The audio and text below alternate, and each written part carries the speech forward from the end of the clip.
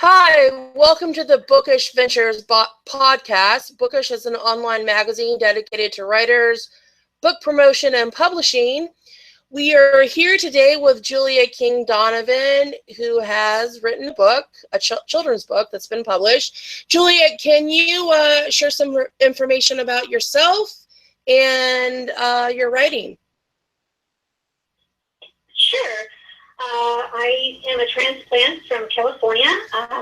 We moved here to Kansas a little over 2 years ago. My husband and I and my daughter. My daughter's getting ready to graduate, and my son's back in California in college. And I started writing at a young age.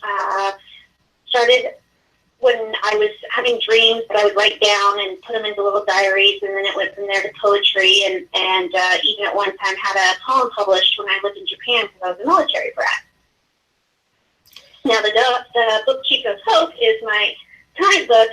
It's about a disabled dog that we had that was in a no-kill shelter for 2 years, and he wasn't adopted because nobody wanted to take the responsibility of caring for a disabled dog who sometimes had some little accidents here and there because we couldn't control it.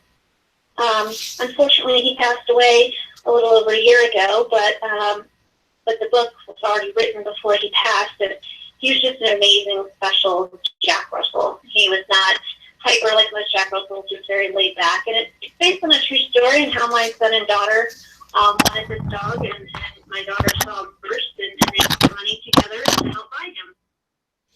All right, sounds great. And we'll talk a little bit more about your writing. You told me that one of your favorite authors is Stephen King, so I'd like to talk about Stephen King for a little bit. What are your favorite Stephen King books? That would be Carrie, and then the second one that I really like is The Shining, and then Nightmares and Dreamscapes. It's a little ensemble of different stories that he did, and they're pretty good, to say the least. They can actually make you think. So I really just enjoy reading his books, and I enjoy the fact that he can still take you to another level. I used to wish we were related because my maiden name is King, and his last name is King, but I really don't think we're related, but it would be nice. It would be nice. So, he's my favorite author. I can't say enough about him. And he's, and his wife's a good author too. And a lot of people don't know that, some people don't know that his wife's not an author, but she is as well. So are you a horror book fan in general? Yes, I'm a horror book. I never planned on writing a children's book, actually. I'd always thought if I was going to write something, it was going to be horror. And, but this book, my dog was just so special in the way everything came about with him that I wanted to put that out there for children who feel like they're disabled or having a hard time being accepted, things like that. So that's what made me do it. But yeah, horror books, horror movies, all the way. What attracts you to that genre? I think it's a really weird reason why. When I was little, my mom didn't like watching scary movies by herself. So strangely, she had me watching, I don't know, and it wasn't a very good parenting skills, but she had me watching scary movies when I was 5 years old. And her theory was that if I watched them now, then I wouldn't get scared later. Mm-hmm. So it actually worked. There's a lot of things, I've watched, and a lot of things I've seen. I don't scare easily. So it's kind of, I guess it worked for me, but yeah, to the whole thing. So the goal was to read horror or watch horror so you wouldn't be scared. When I got older, yeah. Because as I got older, I would be so, in her mind, I would be so adapted to it that it was like, the senses wouldn't be, they'd be numb. The senses would be numb, and I wouldn't have to worry about it scaring me so much later. Does anything scare you now? Does anything scare you now? I'm not particularly fond of clowns. There are so many people not fond of clowns, and I'm one of them. So I know. It's just I don't know. It's clowns and some certain dolls. Like I don't think there should be 3-foot female dolls. I mean I like dolls. Don't get me wrong, but the 3-footers, you know, when something happens and it falls over or something, you just kind of do a double take and make sure that there's nothing else going on. Yeah. So, you mentioned your favorite Stephen King books being Carrie and The Shining. I've read both of them. I think I like The Shining best of all. Did you watch the Stanley Kubrick movie of The Shining? Yes, I did. Okay. Yes. So the book and the movie, two totally different artistic presentations. Did you like the book or the movie better? And let's start there. Unfortunately, I saw the movie first. Oh, okay. So it kind of gave me. I was little when it came out, and of course I was watching it already. And so when I saw it, I was mesmerized by it. When I got older, I decided I wanted to read the book, and I was captivated by the book because there's so much more detail, and there's certain things that played out differently in the book than it did on the screen, which, you know, that always seems to happen with books. But you know, it still was both. I enjoyed both, but yes, the book had more detail, more different kind of aspect to it. So, well, the thing that I like about Stephen King is that he does character development exceptionally well. yes. And it's a little bit different than watching most horror films, because I find that in most horror films try to get these like instant reactions out of you without the dedication to building the character. And what makes things to be horror is actually built on character development. And that is what Stephen King does very well. And I do believe that the book of The Shining obviously did the character development a lot better than the film. But the film, because it was a Stanley Kubrick film, had its own artistic merit separate from the book. So I actually, in my mind, I treat them separate. On the one hand, there's a book, and on the one hand, there's Stanley Kubrick's artistic impression or take on The Shining. So I kind of see them as two different things. And he did not do the character. Stanley Kubrick did not invest in the character development of the book. Yeah. Like Stephen King did, yeah.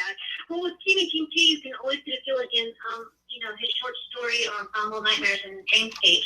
He's got these stories that you just kind of like.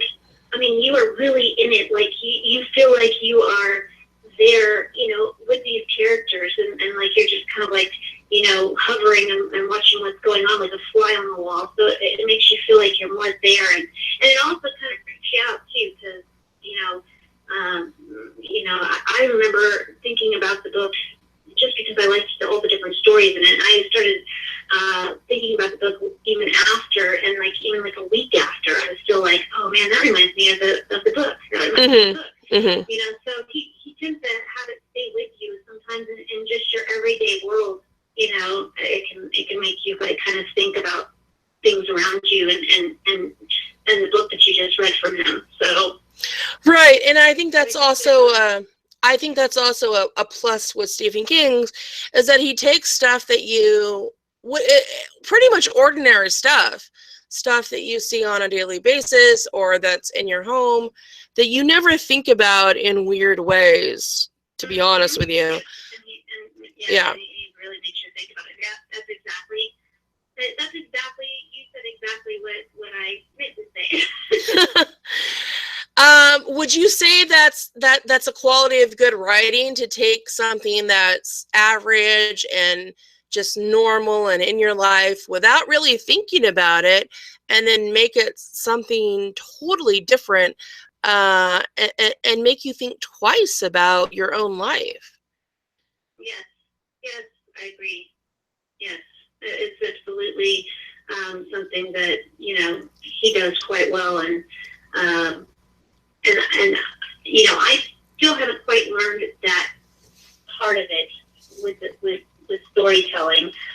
It's something that I'm still trying to develop, but I do enjoy seeing how he does it and take it, and it kind of helps you learn at the same time. So, it's just like I can't have him as a mentor, but you can a little bit if you really look at what he's, saying and how he's worded things and, put it to life.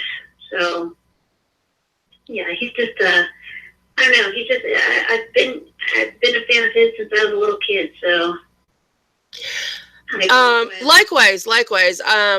He's one of the few authors that I think that are extremely popular, but also has good writing. Because a lot of the times, let's just be honest, sometimes popular writing or books does not necessarily equate to good writing.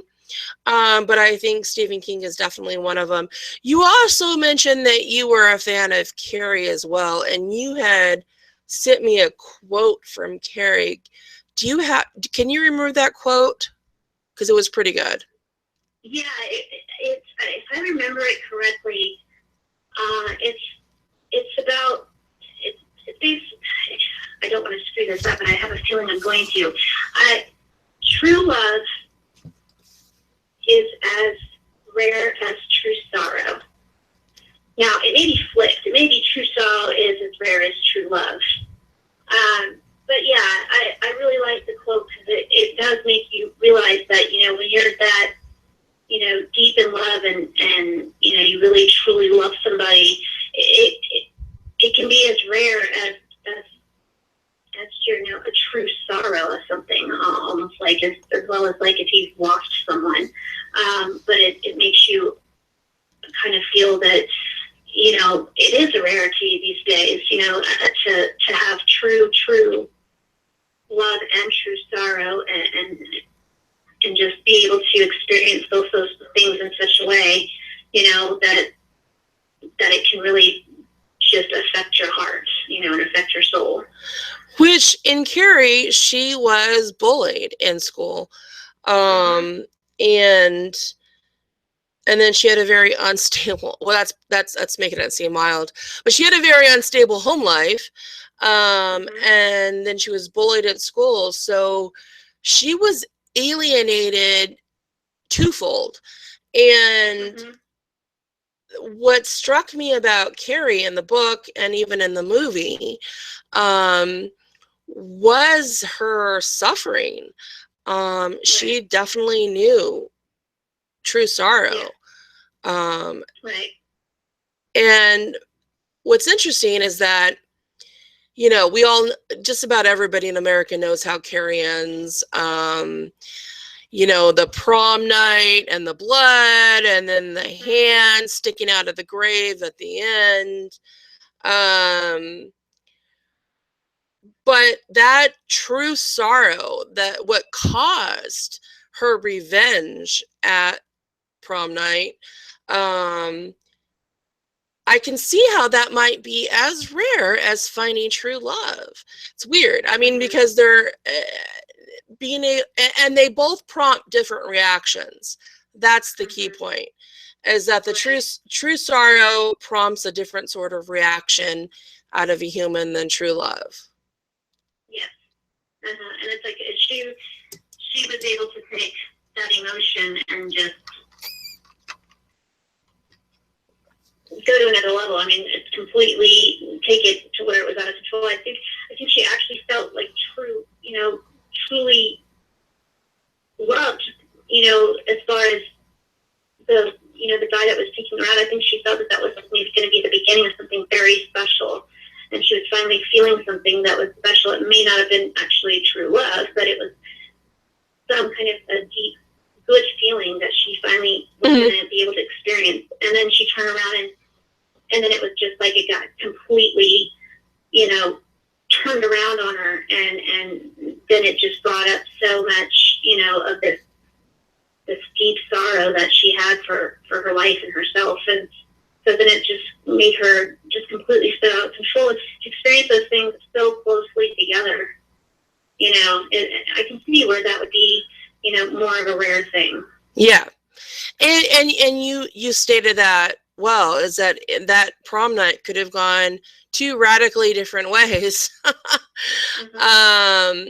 And I mean, she had a lot of hope that of love, and then she realized that that was all a farce, and then it turned into this very violent end.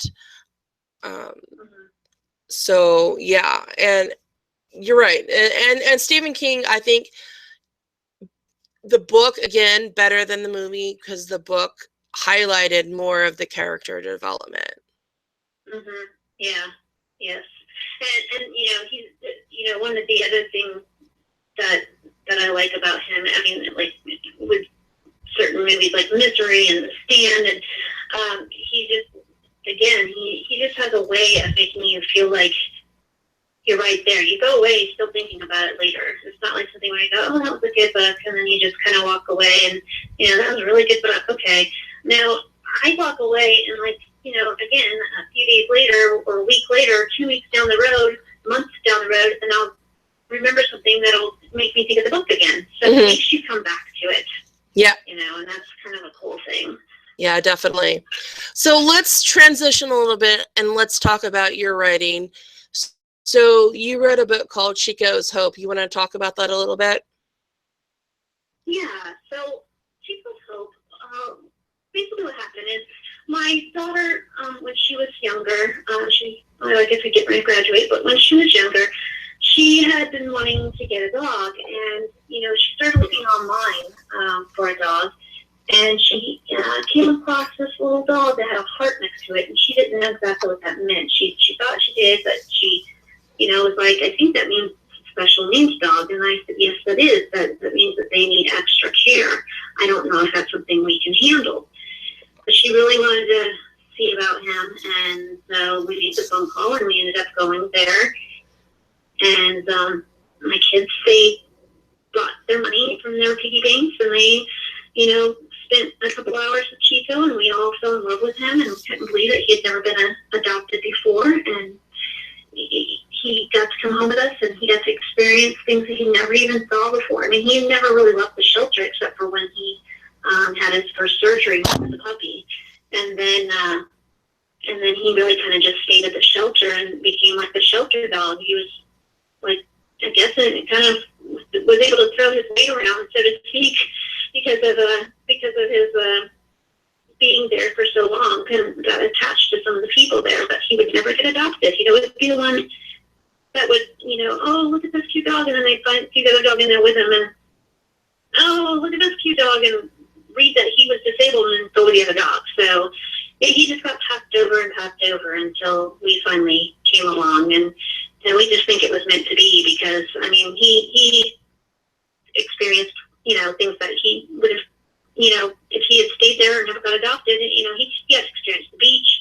He looked at a frog once, and, of course, that freaked him out because he didn't know it was a frog or what a frog was, and but he just saw all these different things and it just it made me feel special to know that even though he wasn't always the easiest to take care of, he was so loving and loyal and dedicated, like many dogs are. Mm-hmm. But there was just something about him that just struck a chord with so many people. And people came in contact with him. He was just a really nice, loving, laid-back Jack Russell who had a disability, and we didn't let it try to affect him. I mean, we did have to help him with stairs and things like that, but being able to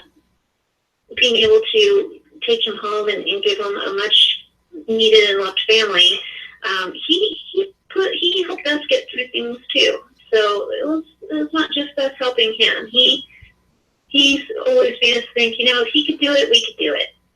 So, and that's what I wanted to portray to other children, is that, you don't give up hope. No matter what your situation is, no matter how bad it can get, and, no matter if you're disabled or not disabled or foster child, or don't give up hope.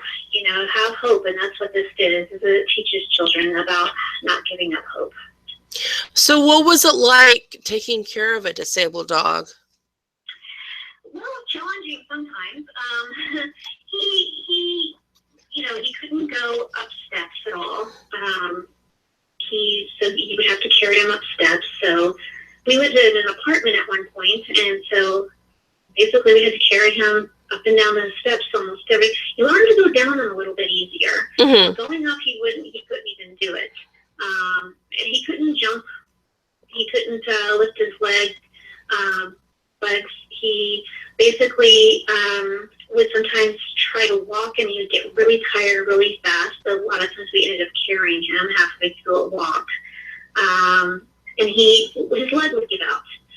And this is all due to his back being crushed when he was little. And they had to basically tape it and fuse it all back together and put metal in his back. And then he had to go through physical therapy to learn how to walk again. So, which they used the pool for. So he really went through a lot when he was little. So he was sometimes a challenge to take care of, but, most of the time he was just, we treated him like we would any other dog, I mean, we just kind of, had to do extra steps or extra care sometimes. He had his good days and bad days too. But we had thought at one time he was going to need a wheelchair.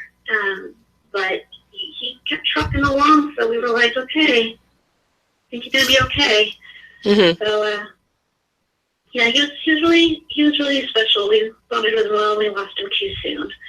So, but I'm glad he got to enjoy the time he did have. How long did it take you to write the book? Well, I started it, and then I had kind of put it down for a little bit. And then I ended up having my sister-in-law was getting married. Getting married, having a baby.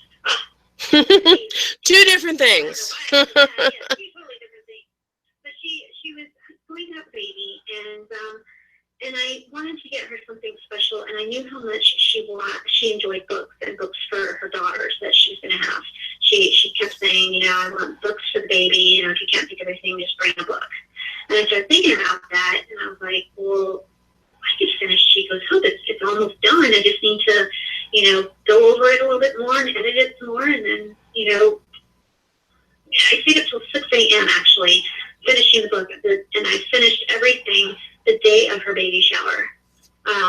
Worked on it for a couple days straight, and that final night, just going back over it again and again, making sure every little thing was where I wanted it to be, and stayed up till 6 a.m. and then turned around and went to her baby shower, which I think was at noon, and gave it to her. And so now all these years later, she's kept it. So when the book actually came out, she took a picture of both the one I gave her that I made and then the one that's actually published. So that was neat that she still had it and cared and still enjoys reading it to her daughter, who is now, I think, 5. Wow. So, yeah. So do you have any advice to writers starting out, especially children's book authors? Yeah, children's book authors, to me, I think sometimes it's harder for them because there's so many. You would think, oh well, there's so many children's books out there that it must be easy and popular to get it published. That's not the case. We originally tried with Kickstarter, mm-hmm. and it didn't go so well. And it isn't the most easiest thing, but you gotta keep at it. Don't give up. Stay on top of it, and just keep trying until you can get it done. And it doesn't even matter to me if it sells 10 books or if it sells, hundreds of thousands of books. I just wanted to get the message out and be able to still share this writing that I did to, basically teach children to not give up hope. So where can people learn more about you or purchase your book? They can get my book online at barnesandnoble.com. It's also on Amazon, and it's also downloadable for your iPhone at Apple.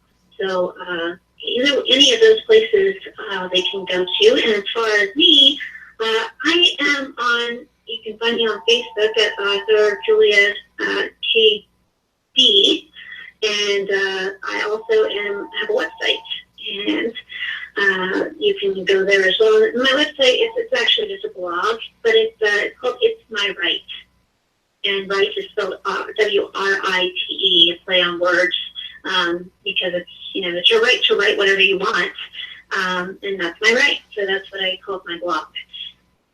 So I'm also on there. Sounds great. Well, I want to thank you for participating in this talk.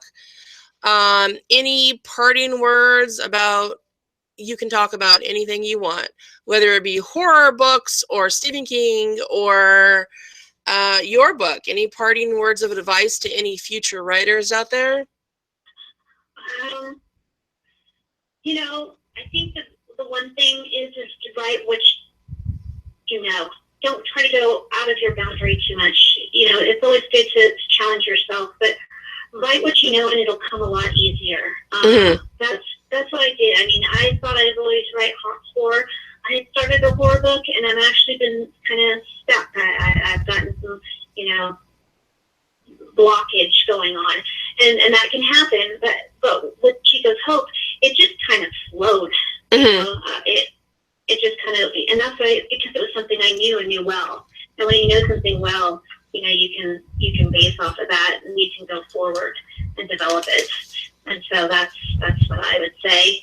And I'm also on Twitter. Sorry, Julia, I almost forgot that too. So I am also on Twitter. I'm not as big on social media as some people are. So I always forget, like, gosh, I am out there. I'm truly out there, and I will answer people. I just am not as fanatical about social media as some people, which I've heard other writers are like that too. So I know I'm not the only one.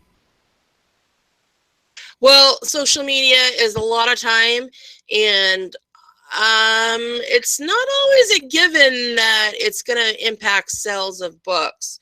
Right. Some authors it does, and some authors it doesn't. And I don't know if that has anything to do with the time you put into social media, but it is a time investment. Right. So yeah, I hear you there. Yeah, but I mean, I still do it, and I'm still out there.